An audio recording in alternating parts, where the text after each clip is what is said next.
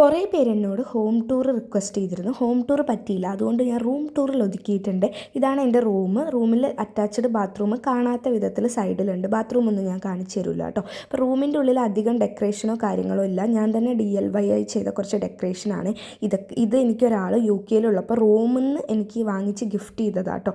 പക്ഷേ അതിൻ്റെയൊക്കെ കല്ല് പോയി, അങ്ങനെ ഇങ്ങനെയൊക്കെ വെച്ചു. പിന്നെ കുറേയധികം സെൻറ്റ് ബോട്ടിൽസ് ആയിരുന്നു. അതൊക്കെ ഞാനും അഖിലേട്ടനും പാർട്ടീഷനായിട്ട് എടുത്തു കേട്ടോ. പിന്നെ ഞങ്ങളുടെ കട്ടിലിനെ കുറിച്ച് പറയുകയാണെങ്കിൽ, ആ കട്ടിൽ കുറച്ചും കൂടി വലുതാണെങ്കിൽ റൂം മൊത്തം നിന്നേനെ. അത്രയും വലിയ കട്ടിലാണ്. അതിന് പറ്റിയ വലിയ ബെഡ്ഷീറ്റൊക്കെ കിട്ടാൻ കുറച്ചധികം കഷ്ടമാണ് കേട്ടോ.